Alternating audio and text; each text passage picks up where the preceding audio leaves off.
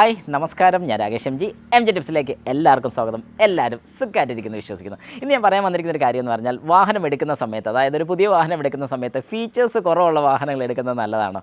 കാരണം വേറെ ഒന്നും കൊണ്ടല്ല ഞാൻ അങ്ങനെ ചോദിച്ചത്. ഞാൻ എപ്പോഴും പറയാറുണ്ട്, എൻ്റെ വീഡിയോസിൽ എപ്പോഴും ഞാൻ പറയുന്ന ഒരു കാര്യമാണ്, പുതിയ വാഹനം എടുക്കുകയാണെന്നുണ്ടെങ്കിൽ നിങ്ങൾ ചെയ്യേണ്ട ഒരു കാര്യം എന്ന് പറഞ്ഞാൽ ഏറ്റവും ടോപ്പ് വേരിയൻ്റ് ആയിട്ടുള്ള വാഹനം എടുക്കുക. അതായത് ഇപ്പം ഏറ്റവും ടോപ്പ് വേരിയൻ്റ് എടുക്കാൻ പറയുന്നതിൻ്റെ കാര്യം വേറെ ഒന്നും കൊണ്ടല്ല, നമുക്ക് പിന്നീട് അതിന് അഡീഷണൽ ആയിട്ട് വേറെ ഫിറ്റ്മെൻറ്റോ കാര്യങ്ങളോ ഒന്നും ചെയ്യാതിരിക്കാൻ വേണ്ടിയിട്ടാണ് ഏറ്റവും ടോപ്പ് വേരിയൻ്റ് എടുക്കാൻ ഞാൻ റെക്കമെൻഡ് ചെയ്യുന്നത്.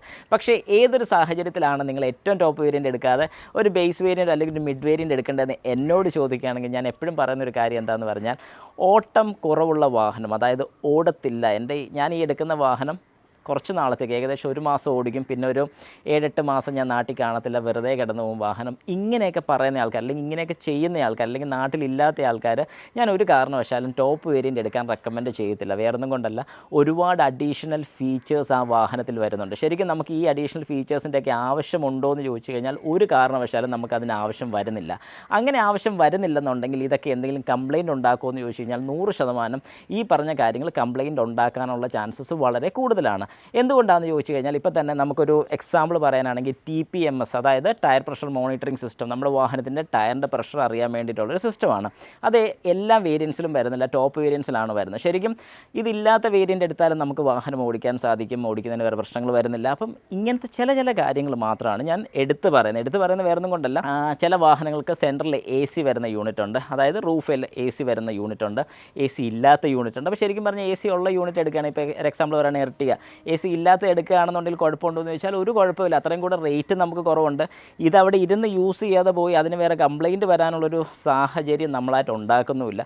ഇങ്ങനെയൊക്കെ ഒരുപാട് കാര്യങ്ങളുണ്ട്. ജസ്റ്റ് 2 കാര്യങ്ങൾ എക്സാമ്പിളായിട്ട് പറഞ്ഞതേ ഉള്ളൂ. ഇത് എൻ്റെ ഒരു അഭിപ്രായമാണ്, ഞാൻ എല്ലാവരുമായിട്ട് ഷെയർ ചെയ്യുന്നത്. അപ്പോൾ അങ്ങനെ എടുത്തു കഴിഞ്ഞാൽ പിന്നെ ചില വാഹനങ്ങൾ, ഇപ്പോൾ ഞാൻ മാരുതി മാത്രമല്ല പറഞ്ഞത്, കിയ സോണറ്റൊക്കെ, കിയ എന്നൊക്കെ പറഞ്ഞു കഴിഞ്ഞാൽ ഒരുപാട് ഫീച്ചേഴ്സ് ലോഡഡ് ആയിട്ടുള്ള വാഹനമാണ്. അതായത് നല്ല നല്ല ഫീച്ചേഴ്സ് ഉണ്ട്. പക്ഷേ ഈ ഫീച്ചേഴ്സുകളൊക്കെ നമ്മൾ യൂസ് ചെയ്യാതെ പോകണം. ഞാൻ കിയ മാത്രമല്ല എടുത്ത് പറഞ്ഞ ഒരുപാട് വാഹനങ്ങൾക്ക് ഒരുപാട് ഫീച്ചേഴ്സ് ഉണ്ട്. ഇപ്പോൾ ടാറ്റയാണെങ്കിൽ തന്നെ ഞാൻ കഴിഞ്ഞിടയ്ക്ക് ഒരു വീഡിയോ ചെയ്തിട്ടുണ്ടായിരുന്നു, അതിൻ്റെ ടച്ച് ഇൻഫർടൈൻമെൻറ്റിൻ്റെ ആണെങ്കിലും അല്ലെങ്കിൽ അതിൻ്റെ AC കൺട്രോൾസ് എല്ലാം ടച്ചാണ് വരുന്നത്. അപ്പോൾ ഇങ്ങനെയൊക്കെ വരുന്ന സമയത്ത് ഇതൊക്കെ യൂസ് ചെയ്യാതെ പോവുകയാണെങ്കിൽ, അതായത് ഇത് യൂസ് ചെയ്യാതെ വെറുതെ ഇരുന്ന് പോവുകയാണെങ്കിൽ ഉറപ്പായിട്ട് ഇതിനൊക്കെ കംപ്ലയിൻറ്റ്സ് വരും. ആ ഒരു യൂണിറ്റിനൊക്കെ ഏകദേശം 16,000 17,000 ഒക്കെ റേറ്റ് വരുന്നുണ്ട്. അതുപോലെ തന്നെ AC കംപ്രസർ, നമ്മുടെ ടാറ്റ വാഹനത്തിൻ്റെ ഇലക്ട്രിക്കൽ സെഗ്മെൻറ്റിൽ വരുന്ന AC കംപ്രസറൊക്കെ, ടാറ്റയുടെ മാത്രമല്ല ഇലക്ട്രിക്കൽ സെഗ്മെൻറ്റിൽ വരുന്ന വാഹനങ്ങളുടെ എല്ലാം AC കംപ്രസറൊക്കെ ഇലക്ട്രിക്കലാണ് വരുന്നത്. ഏകദേശം 1 ലക്ഷം രൂപ അടുപ്പിച്ചൊക്കെയാണ് ആ ഒരു യൂണിറ്റിന് വില വരുന്നത്. അപ്പം അങ്ങനെയൊക്കെ നോക്കാനാണെന്നുണ്ടെങ്കിൽ നമുക്ക് ശരിക്കും പറഞ്ഞാൽ ഭാവിയിൽ അല്ലെങ്കിൽ മുമ്പോട്ട് നമുക്ക് നല്ലൊരു കോസ്റ്റ് ആയിരിക്കും നമ്മുടെ കയ്യിൽ നിന്ന് വരുന്നത്. ശരിക്കും ആ വാറണ്ടി ഉള്ള പീരീഡ് ചിലപ്പോൾ ഒരു പ്രശ്നവും വരത്തില്ല. വാറണ്ടി കഴിഞ്ഞതിന് ശേഷമാണ് പ്രശ്നം വരുന്നതെങ്കിൽ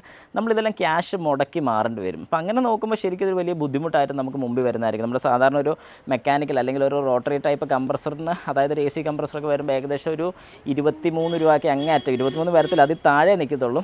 അപ്പം 15-18 ആ റേഞ്ചേ വരുന്നുള്ളൂ. അപ്പോൾ ആ ഒരു റേഞ്ച് വരുന്ന സ്ഥാനത്താണ് നമ്മൾ ഓർക്കണം ഏകദേശം 1 ലക്ഷം രൂപയോളം നമ്മൾ സ്പെൻഡ് ചെയ്യേണ്ടി വരുന്നത്. അപ്പം ഞാൻ ജസ്റ്റ് ഒരു എക്സാമ്പിൾ മാത്രമാണ് ഈ പറഞ്ഞത്.